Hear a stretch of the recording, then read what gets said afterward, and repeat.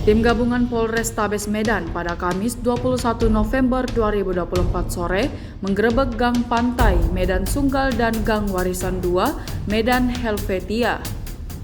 Dalam penggerebekan ini, tim gabungan meringkus 2 pelaku dan menyita sejumlah senjata tajam, termasuk sepucuk senjata beramunisikan Gotri. Penggerebekan dilakukan menyusul masih ditemukannya praktek jual beli narkoba di kawasan ini.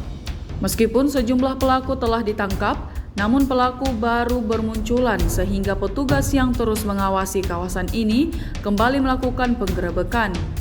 Hasilnya, 2 pelaku berhasil ditangkap yakni BP 30 dan EP 47. Keduanya merupakan warga setempat. Gagal kabur seperti sejumlah pelaku lain yang berhasil meloloskan diri dari sergapan petugas gabungan. Penggerebekan tidak berjalan maksimal, menyusul adanya beberapa warga sekitar yang justru mendukung praktek jual beli narkoba di lokasi penggerebekan. Terdapat beberapa warga yang bertugas memantau kedatangan petugas dan seketika berteriak agar para pelaku yang berada di dalam dapat melarikan diri dengan cara menyeberangi sungai.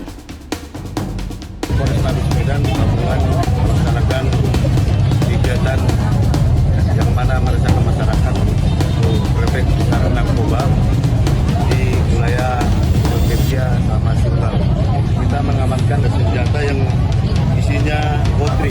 Di Gang Pantai kita mengamankan ada 2 orang yang judi online, intinya ada HP.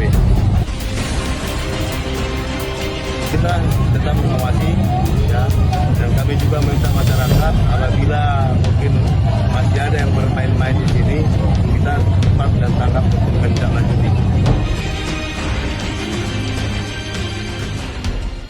Download Tribun X sekarang, menghadirkan lokal menjadi Indonesia.